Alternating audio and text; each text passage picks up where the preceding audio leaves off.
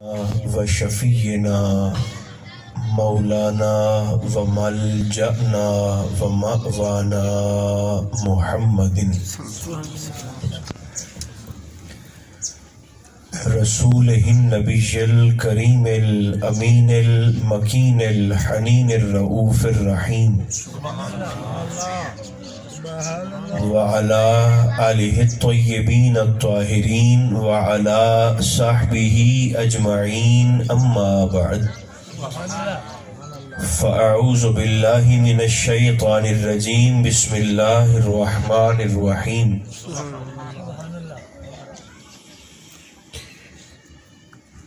لقد كان لكم في رسول الله أسوة حسنة صدق الله مولانا العظيم۔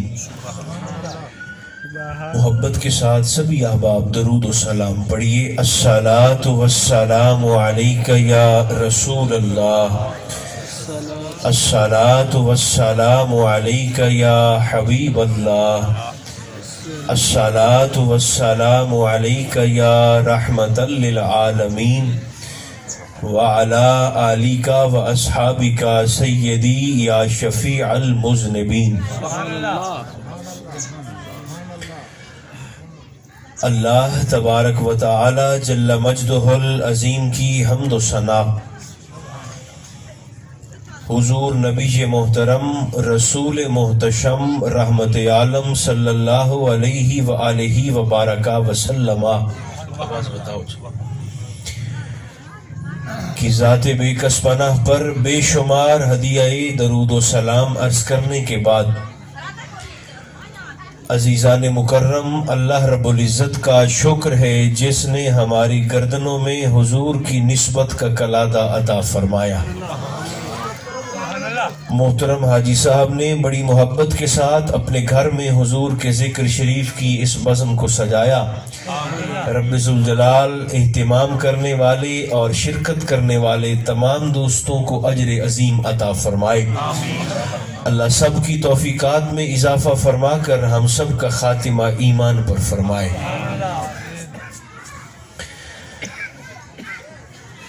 جس دین کے ساتھ ہم سب کا تعلق ہے، اسلام اس بات کو پسند کرتا ہے کہ لوگوں کے ظاہر کے ساتھ ساتھ ان کا باطن اور ان کی فکر بھی پاکیزہ ہو۔ یعنی اسلام ظاہری حسن کے ساتھ ساتھ انسان کے باطنی حسن کو بھی پسند فرماتا ہے، اور اپنے ماننے والوں سے یہ تقاضا کرتا ہے کہ تمہاری فکر میں پاکیزگی ہونی چاہیے۔ یہ ضروری اس لیے ہے کہ جو شخص نفسیاتی طور پر، ذہنی طور پر جتنا پاک ہوگا، اللہ اس کے دل کو اتنی زیادہ سکون کی دولت عطا فرما دیتا ہے۔ جو ذہنی طور پر پاکیزہ نہیں ہوگا، نفسیاتی طور پر ستھرا نہیں ہوگا، اس لیے مولا علی شیر خدا کا فرمان ہے، علی فرماتے ہیں مومن وہ ہوتا ہے جس کی تنہائی پاک ہو۔ لوگوں کے سامنے تو ہر کوئی ایسے کر کے بیٹھ جاتا ہے، مگر جناب مولا علی شیر خدا فرماتے ہیں کہ اصل میں ایماندار وہ ہے، اور اصل میں ایمان والا وہ بندہ ہے کہ جس کی تنہائی پاک ہو اور خوف خدا سے بھرپور ہو۔ تو اسلام ہماری نفسیات کو بھی پاکیزہ، ستھرا، اچھا، ٹھنڈا اور بہتر دیکھنا چاہتا ہے۔ نبی مکرم علیہ السلام کی سیرت پاک کہ جو عظمت سے بھرپور ہے، فضیلت سے معمور ہے، اور حضور نے یعنی ہر شخص کو اس کے منصب کے مطابق ڈیل کیا ہے۔ حضور کی حدیث پاک بھی ہے، آقا فرماتے ہیں انزل الناس منازلہم، فرمایا لوگوں سے ان کے منصب کے مطابق سلوک کیا کرو۔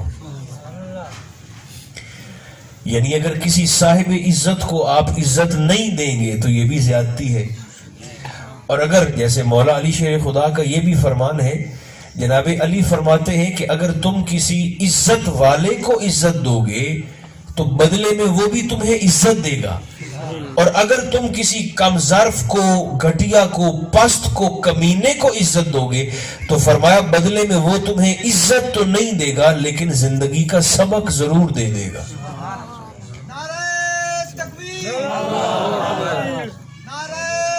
زور سے بولو۔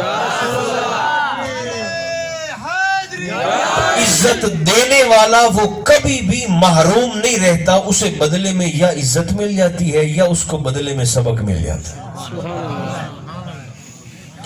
تو سرکار فرمائیں ہر بندے نو او دے منصب دے مطابق ڈیل کرو، جو جس درجے کا ہے، جو جس منصب کا ہے، جو جس عہدے کا ہے، اس کے ساتھ سلوک اور برتاؤ بھی ویسا ہی کرو۔ یہ آقا علیہ السلام کا فرمان ہے۔ تو نبی مکرم علیہ السلام نے نا زندگی پر جو میں نے 2-3 احادیث پاک آپ کو سنانی ہے اس عنوان پر، وہ بڑی خاص ہیں جو ہمیں ذہن میں رکھنی چاہیے۔ نبی پاک علیہ السلام نے نا یہ چھوٹے چھوٹے بچے نہیں ہوتے، حضور نے ان بچوں کی بھی طبیعت کا اور پسند ناپسند کا خیال رکھا ہے۔ ایک تو آپ نے یہ بڑا اچھا کیا ہے تو سارے نے کہ یہ جو بچے آگے آگے بیٹھے ہیں نا ان کو آپ نے اٹھایا نہیں، یہ آپ نے بڑا اچھا کیا۔ وہ دی وجہ ہے نا بھئی یہ اگاں باڑھ دا شوق ہوئے نا تو وہ ٹائم نہ لگیندا ہے، جو آگے آ کے بیٹھ جائے نا پھر اس چھوٹے بچے کو نا ایسے کان سے پکڑ کر اٹھا کر نہیں کرتے۔ سرکار کی محفل اگر دیر آئے ہیں تو جوتوں میں بھی جگہ مل جائے نا تو بیٹھ جانا چاہیے، حضور کی نظر ساری محفل پر ہوتی ہے۔ اور اگر آپ ان چھوٹے چھوٹے بچوں کو اٹھا کر آپ اگر اپنی محفل سے اٹھا کر دور کر دیں گے تو مڑ کوئی اور نیڑے کر لی سی، مڑ تو 11ویں پکے سو تو یہی بچے پھر جوتے ماریں گے اپنے باپ کے سر میں کہ ہمارے باپ نے ساری زندگی خود بھی حرام کھایا ہے، ہمیں بھی حرام کھلایا ہے۔ اس لیے اٹھا لو، جگ ہٹا لو۔ تو اس لیے بچوں کو قریب بیٹھنے دیا کریں تاکہ ان کے ذہن معصوم ہوتے ہیں، پھر جو بات ان کے ذہن میں بیٹھ جائے وہ پھر ساری زندگی ان کو یاد رہتی ہے۔ تو نبی مکرم علیہ السلام نے ان بچوں کی پسند ناپسند کا خیال رکھا ہے، اور اس کی مثال یوں ہے کہ حضور علیہ السلام جب گزرتے تھے نا تو گلی میں اور بچے کھیل رہے ہوتے تھے تو آقا علیہ السلام گزرتے ہوئے بچوں کو خود سلام میں پہل کر کے چھوٹے چھوٹے بچوں کو السلام علیکم کہہ دیتے تھے۔ یعنی رسول تو بڑا منصب کا اندہ ہوتا ہے، اور رسول بھی امام الرسول، جو سب سے بڑے ہیں، جن کی رسالت پر ایمان لانے کی وجہ سے اللہ نے دوسرے پیغمبروں کو رسالت عطا فرمائی ہے۔ تو وہ رسول ان سے بڑا کسی کا منصب کس کا ہو سکتا ہے؟ تو وہ چھوٹے چھوٹے بچوں کو سلام میں آ کر خود پہل کرتے تھے، یہ چھوٹی بات نہیں ہے۔ اور کبھی کبھی ایسا بھی ہوتا یہ تو لمڑی ہے نا چس تساں جڑا منظر میں ہون دسدا پیا نا اس منظر نو ذہن وچ لے تے آؤ، صرف سننا نہیں ہے، اس منظر کو ذہن میں بھی لانا ہے۔ کبھی کبھی جب سرکار دو عالم علیہ السلام زیادہ موج میں ہوتے، آپ کی طبیعت ہوتی بڑی اچھی، اور حضور علیہ السلام گلی میں جا رہے ہوتے اور ان جتنے چھوٹے چھوٹے بچے 5-5 6-6 بچے گلی میں کھیل رہے ہوتے، تو جتنے فاصلے تے اپنا گیٹ لگا ہوا ہے، سرکار جی اتنے فاصلے تے ہوندے ہیں نا تو چھوٹے چھوٹے بچوں کو کھیلتا دیکھ کر حضور اتنے ہی فاصلے پر گوڈاں دے باہر زمین تے بیٹھ جاندے ہیں، گھٹنوں کے بل نہ آقا زمین پر بیٹھ جاتے تھے اور اپنے دونوں ہاتھوں کو ایسے بچوں کی جانب پھیلا کر بچوں سے مخاطب ہو کر فرماتے تھے بھئی بچوں بھاگ کر آ کر مجھے ملو۔ بار میں تھے نا ایسے بچوں کو ایسے کرتے تھے، تو 5-5 6-6 بچے 3-3 4-4 سال کے 5-5 سال کے بچے وہاں سے بھاگتے اور دوڑ کر آ کر جیسے ہی حضور کے سینے پاک سے لگتے، حضور بچوں کو سینے سے لگا کر سبحان اللہ کہہ کر خود زمین پہ جان بوجھ کر گر جاتے اور بچوں سے مخاطب ہو کر فرماتے بھی تساں تو مینوں اج ڈھا لیا ہے۔ یہ حضور کی سیرت پاک، یہ نبی مکرم علیہ السلام کا طریقہ ہے۔ ایسا سمجھ رہے کہ دین خبر سانو مسیحت وچ ڈکو ہوئے، ایسا نہیں ہے۔ اسلام خشک دین نہیں ہے، اسلام جیسا سدا بہار مذہب اللہ نے کائنات میں دوسرا بنایا ہی کوئی نہیں. آپ اگر بول سکتے ہیں تو ضرور بولیں تاکہ مجھے تسلی رہے کہ بات آپ تک پہنچ رہی ہے. اسلام تو دین فطرت ہے. جیڑی جیڑی شاید تقاضا انسان دی فطرت کر دی ہے نا, اللہ نے وہ ہر شے اسلام کے اندر رکھی. آقا چھوٹے چھوٹے, بلکہ ایک صحابیہ ایک دن حضور کی صحابیہ بی بی, وہ اپنے چھوٹے سے معصوم سے بچے کو ہاتھوں میں اٹھا کر تو سرکار کی بارگاہ میں لے آئے. تو آقا کو اتنا پیار آیا اس چھوٹے بچے پر, سرکار نے فرمایا اے بال اور امینو ہتھا دے نہیں دینی ہے. حضور بسم اللہ. وہ چھوٹا بچہ تھا, سرکار نے اپنے ہاتھوں میں لیا. اساں جی آپ دے ڈیراں تے بیٹھے ہوئی ہے یا آستانہ دے بیٹھے ہوئی ہے یا دفتراں دے وچ بیٹھے ہوئی ہے, تو خدا معاف فرمائے ہمارا تو تکبر دیکھنے والا ہوتا ہے, ہمارے تو رویے دیکھنے والے ہوتے ہیں, مگر یہ امام الرسل مسجد نبوی شریف میں بیٹھے ہیں. اور سرکار نے اس صحابیہ سے مخاطب ہو کر فرمایا کہ بی بی اپنا بچہ ذرا مجھے تو دو. بی بی نے نا ایسے حضور کے ہاتھوں میں بچہ دے دیا. بچہ چھوٹا تھا, معصوم تھا نا, اس کو ظاہر ہے کیا پتا ہونا, اس نے حضور کے کپڑوں پر پیشاب کر دیا.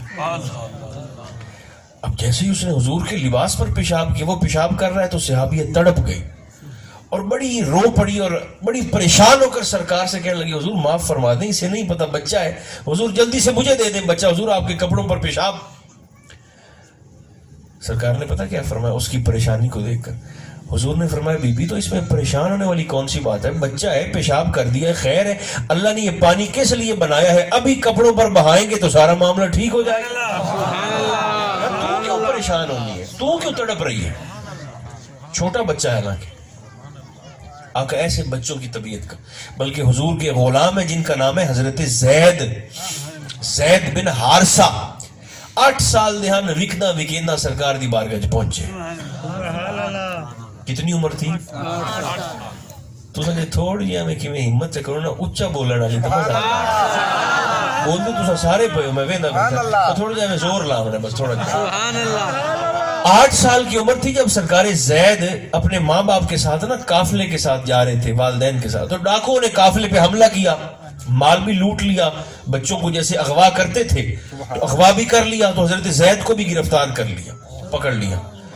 تو جا کر مکہ کے سوق بنی عکاظ میں, عکاظ کے بازار میں, عکاظ کے میلے میں جا کر نا بیچ دیا. تو خریدا کس نے؟ ورقہ بن نوفل, اما خدیجہ پاک دے پتریر, 8 سال دے بال. اے گل سمجھ لو, 400 درہم دے کر زید کو خریدا. 8 سال کا بچہ تھا. تو بچے کو لے کر نا تو حضرت ورقہ بن نوفل نا حضرت خدیجہ پاک کے پاس آئے, یعنی حضور دے گھر مکہ مکرمہ لے کے آئے. تو کہنے لگے جی یہ میں آپ کے لیے, خدیجہ سے کہا کہ بی بی میں آپ کے لیے یہ تحفہ لایا ہوں بچہ, چونکہ اس دور میں لوگ بیچتے تھے. تو غلاموں نے کون پوچھتا اس دور میں, مکہ کے بچے بلال کی یعنی گردن میں گلے میں رسہ ڈال کر مکہ کی گلیوں میں گھسیٹتے تھے. جیسے ہمارے ہاں بہت منڈی لگتی ہے ڈنگروں کی, جانوروں کی, اس دور میں انسانوں کی منڈیاں لگتی. عورتوں کی منڈی ایک طرف ہے, بزرگوں کی ایک طرف ہے, مردوں کی ایک طرف ہے, بچوں کی ایک طرف. تو آپ چلو موڑی کو جانوراں سے تمبو کو, پانی کو, سایہ کو, شیڈ انتظام کر دیتے ہیں. تو اس دور میں تو ایسا ہوتا ہی نہیں تھا. انسانوں کے گلے میں توق بھی ہوتا تھا, پیروں میں زنجیریں بھی ہوتی تھی, ہاتھوں میں رسیاں بھی ہوتی تھی, اور ایسے ہی جا کر ان کو بیچ دیا کرتے تھے. سلوک ان کے ساتھ یہ ہوتا تھا, اور بہت برا. یہ غلام آدھی مرضی نال جانور اٹھ دھوپ تو کھول دے چھائیں چبت دانا, مالک پھر بھی مارتا تھا کہ تو ہن ایڈا ہو گیا میرے پوچھے بغیر تو سارا کم کرنے لگ گیا. یہ سلوک ہوتا تھا. بلال دا مقدر بھی اسے ہی کہ رات جی بدلا ہے. جی حضور فرماتا ہے یہ بلال کی نا پہلی ملاقات تھی سرکار کے ساتھ. حضور فرماتے ہیں میں ایک دن ایک مکہ مکرمہ میں گلی کے باہر سے گزر رہا تھا, تو مجھے رات کو, سردیوں کی رات تھی جی میں ہن موسم شدید ٹھٹھر تھی, سردی تھی, تو گھر کے باہر سے گزرا تو مجھے گھر کے اندر سے نا کسی کے رونے کی, اونگنے کی آواز آ رہی تھی. کوئی کرا رہا تھا, رو رہا تھا. سرکار فرماتے ہیں میں رک گیا, چونکہ رسول ہوتا ہی کریم ہے. آقا فرماتے ہیں میں نے گیٹ کھول کر دیکھا تو سیاہ فام حبشی غلام تھا جس کے گلے میں قمیض بھی نہیں تھی، جسم پر صرف تہمت باندھا ہوا تھا، قمیض بھی نہیں تھی، اور وہ ٹھٹھرتی سردی میں بیٹھ کر نا جو پیس رہا ہے اور رو رہا ہے۔ آقا فرماتے مجھ سے دیکھا نہ گیا، میں اندر گیا تو میں نے اس سے پوچھا جی آپ کا نام کیا ہے؟ اس نے کہا جی میرا نام بلال ہے۔ تو سرکار نے فرمایا اتنی سردی میں بغیر قمیض کے یہ کیا کر رہے ہو؟ بلال نے کہا جی میرے مالک نے مجھے جو دیے ہیں، جو اتنے جو، اور اس نے کہا ہے کہ اگر صبح تک یہ تو نے جو نہ پیسے تو میں تیری چمڑی ادھیڑ لوں گا، تو مجھے بخار ہے شدید، میں سو بھی نہیں سکتا، کام کر بھی نہیں سکتا، مجبور بھی ہوں، مالک نے مارنا بھی ہے کام نہ کیا تو، جسم میں کپڑا لباس بھی نہیں ہے، ٹھٹھر رہا ہوں کہ بخار سے تڑپ رہا ہوں اور کام بھی کرنا ہے۔ سرکار نے فرمایا اچھا ٹھہرو میں آتا ہوں۔ حضور جب واپس جانے لگے نا تو روتے روتے بلال ہنس پڑے۔ سرکار نے فرمایا اب کیا ہوا؟ تو بلال نے کہا تساں بھی تاں دعاں دی طرح سنتے جاندے ہی پئے ہو نا، سبحان اللہ، آپ بھی پھر اب جا ہی رہے ہیں نا چھوڑ کے۔ سرکار نے فرمایا جا نہیں رہا، ابھی آ رہا ہوں، آتا ہوں ابھی۔ کچھ دیر کے بعد جب سرکار واپس آئے تو ان کے ہاتھ میں، حضور کے ہاتھ میں دوائی بھی تھی، کھجوریں بھی تھیں اور گرم دودھ کا پیالہ بھی تھا، چادر بھی تھی۔ سرکار نے چادر ڈالی، گرم دودھ پیش کیا، دوائی دی، کھجوریں کھلائیں، اور سرکار نے فرمایا آپ اب بستر پہ جا کر اندر آرام کر لیں۔ تو بلال تڑپے، انہوں نے کہا نہیں جی اگر یہ کام نہ ہوا تو مجھے مالک صبح مار ڈالے گا۔ سرکار نے فرمایا نہیں کام بھی ہو جائے گا۔ اس نے کہا کام کیسے ہوگا؟ میں نے تو آرام کرنا ہے۔ سرکار نے فرمایا میں یہاں بیٹھ کر تیرے جو پیسوں گا۔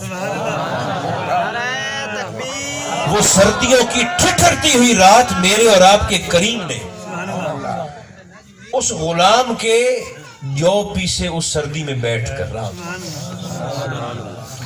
یہ پہلی ملاقات تھی بلال کی۔ پھر جب سرکار نے اتنی محبت دی نا پہلی ملاقات میں، تو جب بلال نے کلمہ پڑھ لیا سرکار کا تو پھر امیہ نے کیا کیا؟ امیہ نے نیچے انگارے بچھائے، ریت، اور جسم ننگا ہے، قمیض اتری ہوئی ہے، اور آپ کو انگاروں پر لٹا دیا، ہاتھوں میں اور پیروں میں لوہے کے کیل گاڑ دیے، کیل بلال کو، اور سینے پہ پتھر بھی رکھ دیا، اور زبان کھینچ کر اوپر انگارہ بھی رکھ دیا۔ یہ بلال اذان دیندہ ہویا اشہادو دی بجائے اسہادو پڑھ دیا نا، اے لکنت انہوں جمان رو نہ آئی، یہ بھی حضور کی محبت میں تحفہ ملا تھا۔ وہ جو زبان کھینچ کر اوپر انگار رکھا تھا نا اس نے، تو اس کی وجہ سے آپ کی زبان میں لکنت آ گئی، مگر چونکہ طبیعت خالص تھی نا، دل خالص تھا، تو اللہ نے فرمایا السین بلال عند اللہ شین، اللہ فرماتا حبیب اس کو پڑھنے دیں، بلال کی سین بھی مجھ رب کو شین لگتی ہے، بلال کی سین بھی میرے نزدیک شین ہے، یہ پڑھتا اشہدو ہے، میری رحمت اس کو اشہدو سمجھتی ہے۔ تو جب اوپر سے کوڑے مارے امیہ بن خلف نے، اس نے کہا کہ چھوڑ دو کلمہ، تو بلال نے کہا جی نہیں چھوڑتا کلمہ، کلمہ نہیں چھوڑنا، جسم تیرا ہے دل ان کا ہے۔ تو جب مار مار کے تھک گیا نا امیہ بن خلف، تو بلال دے کول آتے بہ گیا۔ یقین دیکھیں جتنے محبت پڑھتی ہوتے کچھ نہیں پڑھتا، جیڑا کام کیسا نال تے مقدمہ نال تے دھکا نال تے ٹھڈا نال تے بے عزت کرن نال تے گریبان پکڑن نال نہ ہوندا پیا ہوئے، وہ ایک میٹھے بول نال ہو جاندا ہے، لیکن اس واسطے ظرف بڑا بڑا چاہیے، ظرف بڑا وسیع چاہیے، اس کے لیے لوگوں کی باتوں کو سہنا پڑتا ہے، اور جو سہ جاتا ہے وہ پہاڑوں سے زیادہ طاقتور ہو جاتا ہے، طاقت ہوتی ہے برداشت کرنا، سہنا۔ تو امیہ جب مار مار کے تھک گیا تو بلال کے پاس آ کے بیٹھ گیا، اور بلال سے کہنے لگا کہ یہ جس رب کو تو مانتا ہے کہ وہ ایک ہے، احد ہے، بولیے کیا ہے؟ آئے سارے بولو تو مزہ آ جائے، بولے کیا ہے نا؟ احد، ایک۔ امیہ پوچھتے کہ جسے تو احد کہتا ہے کہ رب ایک ہے، تو فرمایا تو انہوں ویکھا ہے، تو نے دیکھا ہے اس کو؟ بلال نے کہا جی دیکھا تو میں نے کوئی نہیں۔ امیہ نے کہا کبھی اس کی آواز سنی ہے؟ اچھا توجہ تھوڑی ٹوٹ گئی، پہلے ورگے نہیں رہے ہو، زور سے جواب دو، زور سے۔ امیہ بن خلف جب مار مار کے تھک کے بیٹھ گیا تو تو امیہ نے کہا کہ جس رب نو تو آنا ہے کہ کوئی انہوں کو دیکھیا ہی؟ بلال نے کہا نہیں دیکھا. انہوں نے کہا کبھی سنا ہے اس کی آواز کو؟ انہوں نے کہا سنا بھی کوئی نہیں. اس نے کہا کبھی اس کی صحبت میں اس کے پاس بیٹھے ہو؟ بلال نے کہا بیٹھا بھی نہیں. تو امیہ ہنس پڑا. امیہ نے کہا تو بیٹھا بھی نہیں ہے، ویکھا بھی نہیں، انہوں سنا بھی کوئی نہیں، تو پھر کیسے کہتے ہو کہ وہ ایک ہے؟ بلال نے کیا توحید میں ڈوبا ہوا جواب دیا. آپ نے فرمایا دیکھا میں نے اسے کوئی نہیں، سنا میں نے اس کی آواز کو کوئی نہیں، بیٹھا اس کی صحبت میں کوئی نہیں ہوں، لیکن ہے وہ ایک، اور مانتا اس لیے اسے ایک ہوں کہ زہرا کا بابا کہتا ہے وہ ایک. آپ فرمایا کائنات ختم ہو سکتی ہے مگر میرے عقیدے میں تبدیلی نہیں آ سکتی. سبحان اللہ. تو یہ سرکار دو عالم علیہ السلام کا محبت دینے کا طریقہ تھا غلاموں کو. ہن گل میں بلا کیڑی کردا پیسوں حضرت زید حضور دے غلام تے جڑے شوق نال سننے بیٹھے ہو نا، شوق نال. سبحان اللہ. سبحان اللہ. سرکار کے 1.25 لاکھ صحابہ ہیں، 1,24,000 کہہ لیں تو بھی ٹھیک ہے، 1,40,000 کہہ لیں تو بھی ٹھیک ہے، 90,000 کہہ لیں تو بھی ٹھیک، مختلف عدد آیا کتابوں کے اندر. تو جتنے بھی حضور کے صحابہ ہیں نا، حضرت زید وہ واحد صحابی ہیں جنہاں دا نام قرآن دے وچ آیا ہے. ورنہ منصب میں جناب زید سے بڑے بڑے صحابہ موجود ہیں لیکن کسی کا نام قرآن میں نہیں آیا. زید کا اسم گرامی قرآن مقدس میں ہے. تو حضرت زید یہ نا آ گئے بکتے بکاتے، اما جی خدیجہ پاک دی خدمت وچ رہے حضور دے ویڑے دے وچ، تے سرکار پھر شادی بھی آپ دی غلام دی شادی حضور پتہ کہیں دے نال کیتی؟ آپ دی پھپھیر دے نال. دیکھیں حضور کی یہاں تو برادری والے برادری میں رشتہ نہیں دیتے، برادری میں نہیں کرتے. ویسے رشتہ جہاں اچھا ہو آپ کو کر لینا چاہیے، چاہے برادری میں ہو چاہے برادری سے باہر. کیونکہ سرکار دو عالم علیہ السلام نے خود جو سرکار کے نکاح ہیں حضور سارے دے سارے کو برادری تھوڑے کیتے، بلکہ حضرت جویریہ جو میری اور آپ کی ماں حضور کی زوجہ ہیں رضی اللہ تعالیٰ عنہ، او بنو ہاشم نہیں ہن، او خزائیہ مستلقیہ قبیلے دے نال آپ دا تعلق کا. اچھا توجہ میں ادھر اور پر نہ دیکھو.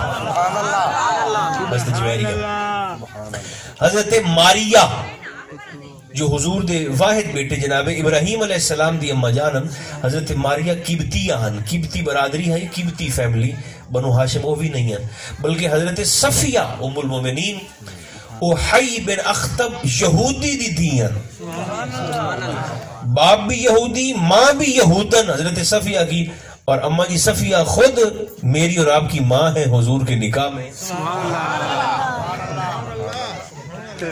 تو حضور کے مختلف نکاحوں میں بھی بڑی بڑی حکمتیں ہیں جو محدثین کرام نے لکھی ہیں.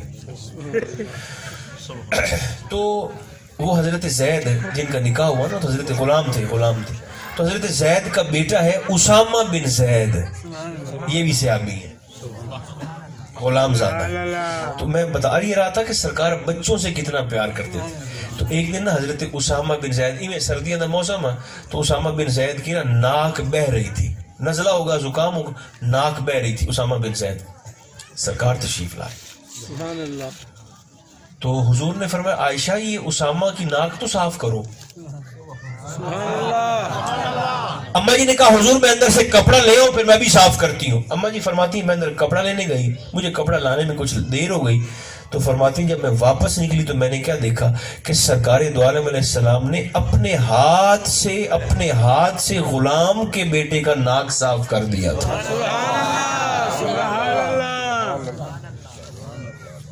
اپنے ہاتھ سے. تو یہ حضور کا میرے بھائیوں بچوں کے ساتھ سرکار کا حسن سلوک تھا. پھر نبی مکرم علیہ السلام نے اپنی ازواج مطہرات، اپنی بیویوں کی طبیعت کا پسند ناپسند کا خیال رکھا ہے. ایک حدیث پاک میں آپ کو سناتا ہوں. ایک دن حضور تشریف لائے، اما عائشہ پاک فرماتی ہیں تو سرکار نے، اما جی فرماتی ہیں مجھے مخاطب ہو کر ایک دن بیٹھے بیٹھے موج میں آئے تو سرکار نے مجھے مخاطب ہو کر کہا عائشہ آج دوڑ نہ لگائیں. سبحان اللہ. اور نبی تو اچا منصب کی صدا ہے کائنات دے وچ. تو حضور کا یہ سلوک دیکھیں نا اپنے اہل خانہ کے ساتھ. اللہ ہمیں بھی حسن سلوک کی توفیق عطا فرمائے. یہ بول سکتے ہو تو آمین ضرور کہیں سارے, تاکہ 40 میں سے ایک تو قبول ہو جائے کسی کی. تو سرکار نے فرمایا عائشہ آؤ دوڑ لگاتے ہیں. سبحان اللہ. اما جی فرماتے ہیں حضور تو میں بھج پیا سے. ہم نے دوڑ لگائی تو فرماتی میں چونکہ جسم میں بھی کمزور تھی, وزن تھوڑا تھا میرا اور عمر میں بھی تھوڑی تھی, تو اما جی فرماتے ہیں کہ وہ ریس نہ میں جیت گئی, وہ ریس میں جیت گئی. تو کچھ ہفتے گزرے, کچھ دن گزرے, تو سرکار نے فرمایا عائشہ آؤ پھر دوڑ لگاتے ہیں. میں نے کہا جی بسم اللہ آ جائیں. فرماتے ہیں وہ پھر ہم نے دوڑ لگائی نا تو اس ریس میں حضور جیت گئے. تو سرکار نے جیت کر مجھے مخاطب ہو کر فرمایا عائشہ آج میں نے پچھلی شکست کا بدلہ برابر کر دیا, پچھلی ہار کا حساب نا میں نے برابر کر دیا. تو یہ حضور علیہ السلام. بلکہ ایک دن وہ بڑی معروف حدیث پاک ہے, بڑے عرصے کے بعد یاد آئی, وہ سنا دیتا ہوں. سرکار کا یہ بھی حسن سلوک ہے بڑی دلچسپ. حضور دا ایک گواہ دیا, اچھا سن دیو کہ کوئی نہ بڑا. سرکار کا ایک نا پڑوسی تھا, فارسی ایرانی پڑوسی تھا, حضور کا صحابی بھی تھا فارسی بھی تھا مدینہ منورہ میں. تو سرکار نو کھاون وچ نا گوشت دا شوربہ بڑا پسند تھا. سبحان اللہ. حضور بڑے شوق سے کھاتے تھے سورید بنا کے. تو سورید کیا ہوتی ہے کہ آپ سالن کے شوربے میں نا روٹی کے چھوٹے چھوٹے لقمے کر کے ڈال دیں اور پھر اسے انگلی سے کھائیں, اسے کہتے ہیں سورید. تو ایک تو اس کا ویسے بھی برکت ہے, پھر سنت کا ثواب بھی مل جاتا ہے, اور پھر اس میں یہ ہوتا ہے کہ معدے کو ہضم کرنے میں آسانی بھی ہو جاتی ہے. جو خاص طور پہ بزرگ ہے نا, بابا جی جو بزرگ ہیں آپ نے تشریف فرما, یہ بزرگوں کے لیے بڑی اچھی چیز ہے, کیونکہ شوربے سے روٹی نرم ہو جاتی ہے, نہ دندہ دا زور لگتا ہے نہ معدے دا زور لگتا ہے, برکت اور ثواب الگ. سرید کے تو سرکار کو نا سرید بڑی پسند تھی شوربہ کھانے کا. گواڈی سرکار دا ہی فارسی ایرانی تھا. ایک دن نا وہ حضور کی بارگاہ میں حاضر ہو گیا کہ سرکار نے حضور میں تھوڑی پسند دا گوشت دا شوربہ بنوایا کریں, مہربانی فرمائے حضور میری دعوت کو قبول تو فرمائے. آقا نے اس غلام سے مخاطب ہو کر فرمایا اچھا یہ تیری دعوت صرف مینوں ہے یا تیری ماں عائشہ بھی میرے نال آ جاوے؟ سبحان اللہ. سبحان اللہ. وہ بھی ایڈا سادہ صحابی, اس کا حضور دعوت تو کلے دی اما جی ران دے حدیث پاک, اس کا سونا نہیں اما جی صرف تو سا. اچھا سرکار نے فرمایا اگر عائشہ نہیں آگی تو حضور نے فرمایا جاؤ پھر میں بھی نہیں آتا. اچھا وہ ایڈا سادہ صحابی وہ بھی اٹھی تو چپ کر دے بھاگ گیا. حدیث پاک ہے دیکھیں آپ, چپ کر کے اٹھ کے چلے گئے. انہوں نے کہا ٹھیک ہے حضور. گھر گئے تو بیوی نے کہا کہ سرکار کیوں نہیں آئے؟ انہوں نے ساری بات جا کے بتائی. تو بیوی نے کہا کہ تو نے لگتا ہے ٹھیک طرح سے حضور کو دعوت نہیں دی. سرکار تو کبھی کسی کی دعوت کو رد نہیں کرتے, نہ دعوت رد کرتے ہیں نہ تحفہ رد کرتے ہیں. آقا تو کریم ہے. بیوی نے کہا کہ جا کر ٹھیک طرح سے دعوت دیں آپ حضور کو. صحابی دوبارہ حضور کی بارگاہ میں دعا اور کہنے لگے حضور وہ اصل میں نا دسترخوان پہ کھانا بالکل لگا ہوا ہے, آپ کا پسندیدہ حضور گوشت کا شوربہ بنوایا ہے میں نے, لنگر بالکل تیار ہے حضور, آپ کی صرف انتظار ہے آپ کا, تو مہربانی فرمائے میرے گھر تو چلیں. سرکار نے دوسری بار مخاطب ہو کر فرمایا دعوت صرف مینوں ہے یا عائشہ بھی نال آوے؟ انہوں نے کہا نہیں حضور تو کلہ دی اما جی دی نہیں ہے. سرکار نے فرمایا جاؤ میں بھی نہیں آتا. پھر دوسری بار وہ صحابی اٹھ کے پھر گھر چلے گئے. گھر گئے تو خیال آیا کہ بلا میں یہ کیا کر رہا ہوں. تیسری بار پھر سرکار کی بارگاہ میں آ گئے. حضور دعوت مہربانی کریں کھانا. سرکار نے تیسری بار پھر فرمایا میں یا عائشہ بھی؟ انہوں نے کہا حضور چلو بسم اللہ اما جی بھی آ جائیں. تو سرکار نے فرمایا چلو پھر چلتے ہیں. حدیث پاک تا اتنے موک گئی. ہوں جڑے سمجھدار بندے بیٹھے ہو دیکھو نا, ہمارا کوئی دوست اگر ہمیں دعوت دینے کے لیے آئے, بندہ آدھی عقل نال سوچے, کوئی بیلی سانو آکے نا بھی کھانے پہ آئے ہمارے گھر, تو ہم یہ تو نہیں نا پوچھتے کہ میں آؤں یا میری بیوی بھی ساتھ آ جائے. بولو ایسا نہیں نا ہوتا، نہیں ہوتا. جس کو دعوت دی جا رہی ہے وہ کہتا ہے جی بسم اللہ میں حاضر، یا وقت نہیں ہے تو پھر ایسے کر کے جواب دیتا ہے. یہ تھوڑی کہتا ہے کہ میں بھی آؤں یا میری بیوی بھی ساتھ آ جائے والا، ایسے نہیں. لیکن نبی تو بات سا غیرت والے کوئی نہیں نہ آئے. اب محدثین بول رہے ہیں. حدیث پاک تو یہاں ختم ہوگی. سرکار نے فرمایا بسم اللہ آؤ چلتے ہیں. حضور بھی گئے، اما عائشہ بھی ساتھ گئی، جا کر کھانا تناول فرمایا، پھر واپس اپنے گھر آئے. لیکن محدثین کرام فرماتے ہیں کہ ایڈا حیا والا رسول تے 3 دفعہ غلام نو پوچھتا پیا عائشہ عائشہ عائشہ. وجہ فرمایا وجہ صرف یہ تھی کہ اصل میں نا اس وقت حضور کے گھر میں سرکار کے کچن میں کھانے کے لیے کوئی شے موجود نہیں تھی، تو سرکار کے پیار نے گوارا نہیں کیا کہ میں باہر سے دعوت کھا کے آ جاؤں اور عائشہ گھر میں بھوکی بیٹھی رہ جائے. حضور کی محبت نے گوارا نہیں کیا کہ میں باہر سے میں کھا کے آ جاؤں اور عائشہ وہ گھر میں بھوکی بیٹھی رہے. اس لیے سرکار نے غلام سے پوچھا کہ میں آؤں گا اس شرط پر کہ عائشہ بھی میرے ساتھ آئے. کہ عائشہ بن سنڈے نہیں امدی تو آنکھ کہ اماں جی کو بھی دعوت ہے. یعنی یہ بھی حضور کا ایک حکمت والا طریقہ تھا کہ بن بلائے عائشہ بھی نہیں آئے گی، تو پہلے زبان سے کہہ کہ عائشہ کو بھی دعوت ہے تو پھر وہ میرے ساتھ آئے. یہ طریقہ ہے جو سرکار نے مجھے اور آپ کو دیا ہے. حسن سلوک کا، محبت کا. اللہ میں توفیق عطا فرمائے اور عطا فرماتا رہے، اور مخلص اور اچھے لوگوں کا ساتھ ہمارے ساتھ رہے. یہ بڑا ضروری ہوتا ہے. حضرت مولا علی شیر خدا کا میں فرمان ابھی رستے میں آتے ہوئے گاڑی میں پڑھ رہا تھا. مولا علی شیر خدا فرمیندن کہ بزرگاں دا مشورہ صلاح، فرمیندن بزرگاں دا مشورہ جواناں دے بازو دی طاقت نالوں کدا ہی گھنا طاقتور ہوندا ہے.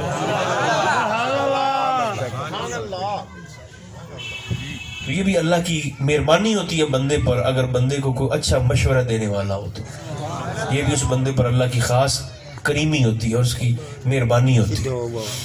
تو آقا کا نا یہ سلوک رہا آل خانہ کے ساتھ. تو بلکہ ایک دن یہ بھی چلیں سنا دیتا ہوں جی، آنکھوں تو میں سنائی نہ